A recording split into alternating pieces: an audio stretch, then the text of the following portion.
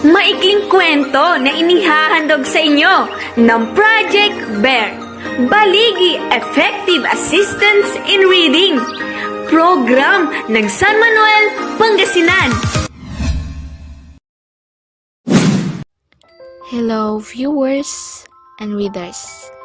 I know if you are not a passionate reader or viewer of stories, it will be boring for you, but I want you to spare time with this story and see what moral lesson it wants to show to all of you. This story is entitled The Chest of Broken Glass. Once, there was an old man who had lost his wife and lived all alone. He had worked hard as a tailor all of his life, but misfortunes had left him penniless. And now, he was so old, he could no longer work for himself. His hands trembled too much to thread a needle, and his vision had blurred so much for him to make a straight stitch. He had 3 sons, but they were all grown and married now, and they were so busy with their own lives. They only had time to stop by and eat dinner with their father once a week.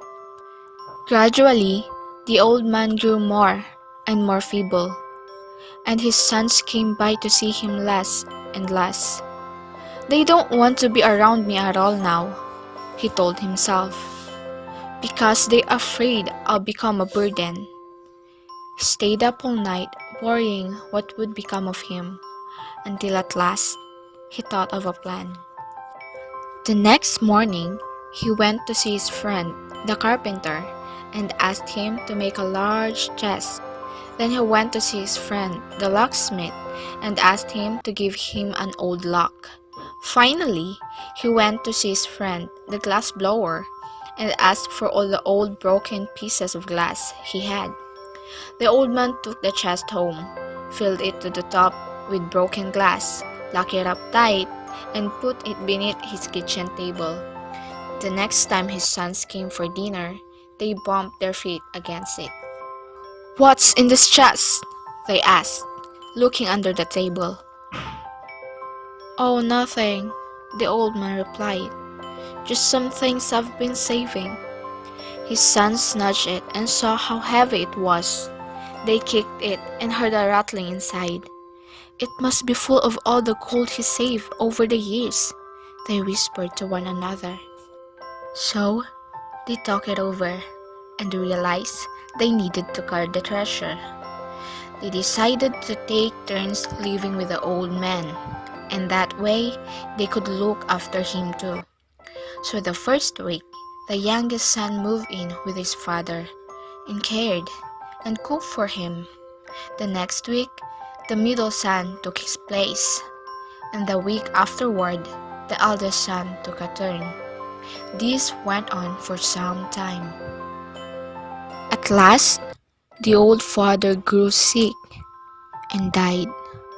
The sons gave him a very nice funeral, for they knew there was a fortune sitting beneath the kitchen table, and they could afford to splurge a little on the old man now. When the service was over, they hunted through the house until they found the key and unlocked the chest. And of course, they found it full of broken glass. "What a rotten trick!" yelled the eldest son. "What a cruel thing to do to your own sons!" But the eldest son tipped the chest over to make sure there was nothing valuable hidden among the glass after all. He poured the broken pieces onto the floor until it was empty. Then, the 3 brothers silently stared inside, where they now read an inscription left for them on the bottom: "Honor thy father and mother." This story just want to say na dapat mahalin mo ang magulang mo kung ano man ang kalagayan nila ngayon, kasi hindi ka makararating sa kinalalagyan mo ngayon kung hindi dahil sa mga magulang mo.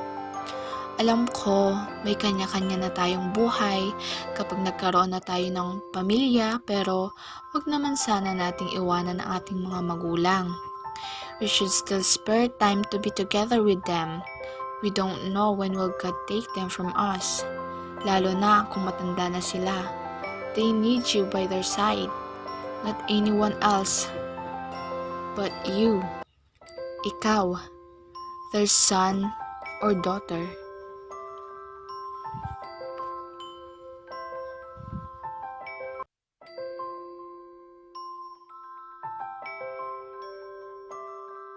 Maraming salamat sa pakikinig! Hanggang sa muli!